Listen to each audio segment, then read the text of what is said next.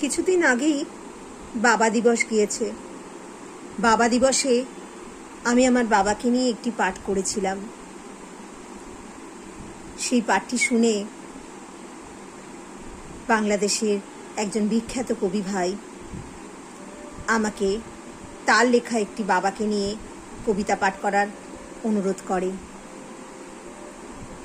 খালেদ মাহমুদ খান কবি ভাই, যার কিছু লেখা আমি আগেও পাঠ করেছি, যদিও আমি ক্যামেরায় পাঠ করতে বেশি স্বাচ্ছন্দ্য বোধ করি না, তবু ভাইয়ের অনুরোধ রাখার জন্য পাঠ করছি তার লেখা বাবাকে নিয়ে একটি কবিতা।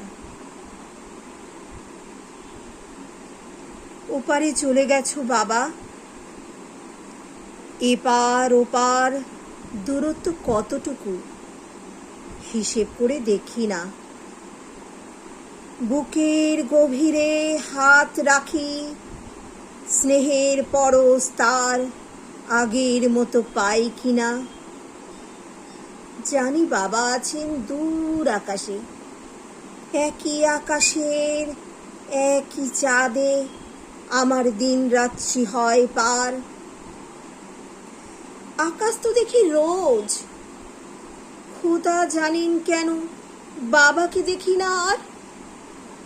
মৃত্যু নেই আকাশের চাঁদের, সম্ভবত ওদের নেই কোনো প্রিয়জন। কিন্তু যখনই মনে করি বাবাকে, আকাশটা কেন ভারী লাগে ভীষণ। মনকে যতই শক্ত করে বাঁধি, চোখ দিয়ে গড়িয়ে বেরিয়ে যাবেই। পড়ে যায় ইচ্ছেতে স্মৃতি কিংবা অশ্রু হয়ে জুড়ে থাকে বাবা এভাবেই। এই স্মৃতি থেকে কোনো মুক্তি নেই, একদমই নেই। এই পৃথিবীতে মিথ্যে সুখ কেনা যায়, সত্যি দুঃখ কেনা যায়, কিন্তু কোথাও একটু মুক্তি কেনা যায় না। নয়তো সুখে স্মৃতি, দুঃখে স্মৃতি ভুলে একটু মুক্তি চাইতাম আমি, আর পেয়ে যেতাম এক জালনা রোদ। আমি জানি ওই রোদগুলো বিরক্ত করতে এলেই বাবা বলবে, সকাল হয়েছে, ঘুম থেকে ওঠো। আমি কেমন আবেগপ্রবণ হয়ে উঠলাম আমার নিজের বাবার কথা ভেবে।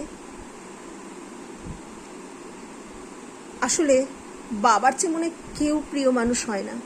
বাবা আমাদের প্রথম প্রিয় মানুষ। আমার ভুল ত্রুটি মার্জনা করবেন। ধন্যবাদ সাথে থাকার জন্য। আমি সুচন্দ্রা বসাক মন্ডল।